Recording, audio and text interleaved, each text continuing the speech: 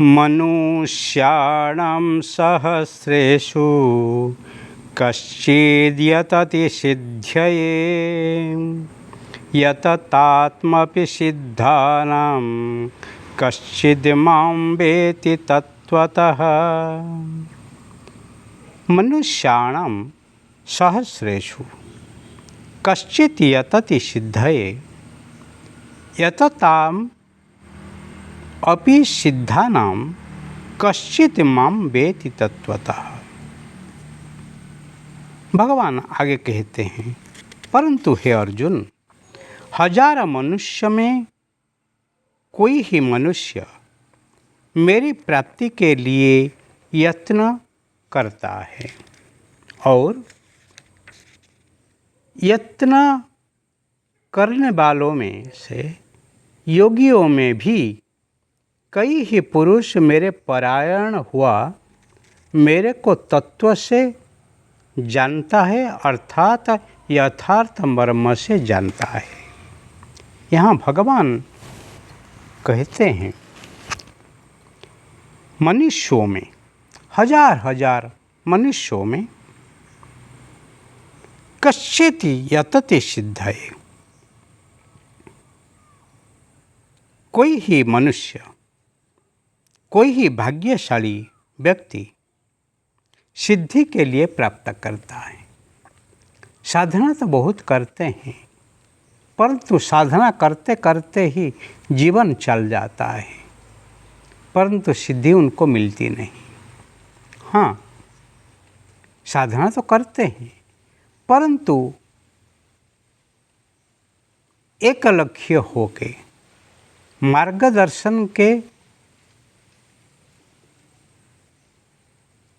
बगैर वही साधना करते हैं।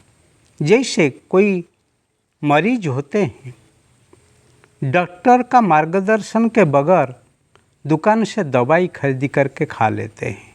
दवाई तो खाते हैं, परंतु सही मार्गदर्शन के बगैर दवाई खाने से फिर उसको ही अच्छे परिणाम मिलता ही नहीं, उसमें खतरा है।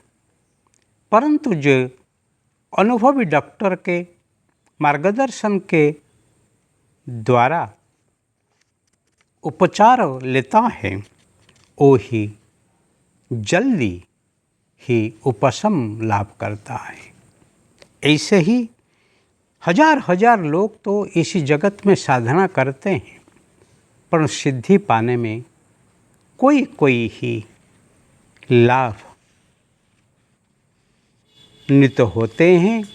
इसलिए 1000 में भगवान यहाँ कहते हैं, 1000 मनुष्य में कोई एक ही प्रयत्न करता है सिद्धि के लिए, और उन यत्न करने वाले योगियों में भी कई ही पुरुष मेरे आश्रित होके, मेरे परायण होके मेरे को तत्व से जानते हैं।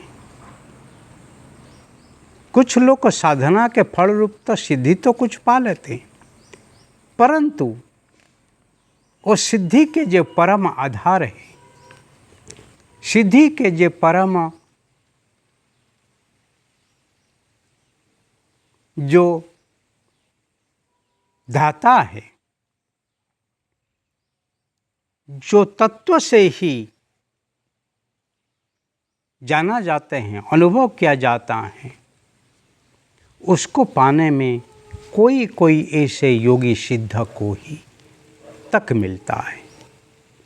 इसीलिए 1000 में कोई सिद्धि को पाते हैं, और वही सिद्धों में से कोई 1000 में कोई भी एक होता है जो ही तत्व से मुझे ही जानता है।